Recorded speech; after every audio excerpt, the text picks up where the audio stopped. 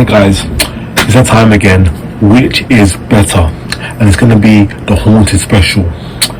Exit Wounds versus Strength in Numbers.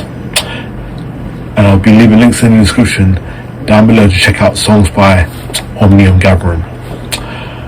As well as links to check out my Twitter and Instagram page. There you get to see what songs I'm listening to, as well as what my band merch collection looks like. So looking at the album Exit Wounds, at their very best, the Haunted have always been moderately entertaining union of the West Coast thrash of Slayer, the groove metal of the 90s, and their more melodic Swedish death metal peers, whom some of them they could have performed with. The Haunted have a few good songs, a few dozen riffs, notes scattered about their catalogue, but also some truly wretched works like their 2011 offering Unseen, which was flirting with the idea that it could be a hard rock melodic grunge album. It could have produced interesting results. Then punchy melodic death thrash with plenty of chug off on grooves for anyone who misses the down by down style of riff sculpting, punctuated with eloquent enough, tasteful leads that, if not inspired, at least seemed fluid. For those whose lives consist of endless bad tattoos, wallet chains, tough guy pretenses, and all that other stuff, the hijacked metal subculture in the late 90s, a record like this must have seemed like a godsend. Generally angry, with progressions that are energetic and refined enough to impress anyone with a treasured skill lab or even Machine Head CD in their collection, and really wanting to be that muscle-clad reinterpretation of Slayer that I sort of hinted at the beginning. In fact, the particular rhythm guitar composed to this disc that really showed the paraphrased Hanneman King passages, not to the extent of outright plagiarism, but they never had and are now not hiding in this overt influence. The bass sounds fantastic, and I have to admit, with Jonas getting the build for one of the presence that he's never really had in his mainstay at the gates, the rhythm guitar's clear and destructive, and in some places even exciting. And of course, Adrian Erlandson can do no wrong. His finesse being such an old hat at this point that the problem with any album on which he participates is almost guaranteed never to be his fault.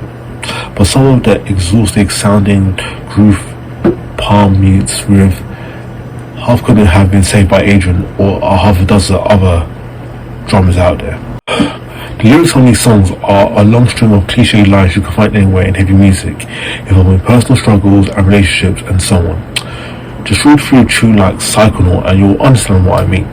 There's one song which shouts out like "I don't want you inside of me" or similar, but it sounds kind of laughable when you think about it. Overall, this is just high school level angst wrapped up in a package of superior musicianship.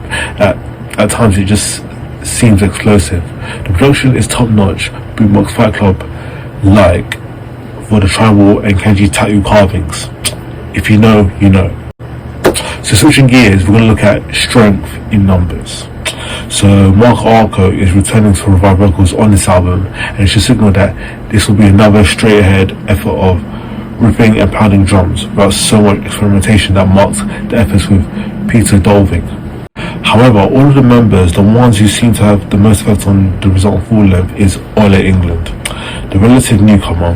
The modernity of certain features of some metalcore's trademark groove and thump, the beatdowns rearing their heads once or twice, and the heavier tracks, utilizing rhythms far more than the group ever did in the past, which doesn't suit their blissful momentum that they are able to build on their best cuts.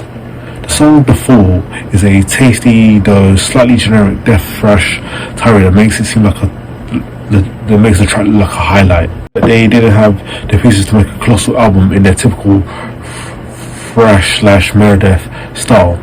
The Haunted opted to add in the quieter sections in a song like Monument that just fades out, as well as the outro of Preachers of Death, plus some hulking groove that makes the song spark and This Is the End favorites of those with open minds, even though I'm confused as to why the bass was turned up to such an extent on one of these songs, as the brooding quality it generates, which could have been finished off better with some definitive shapes from Jonas Boyer. I hope I said that right.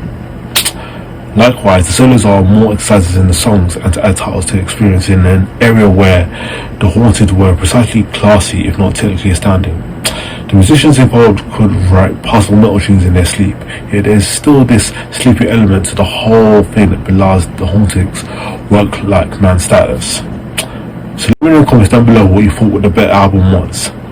Other than that, thanks for watching, and I'll see you next time.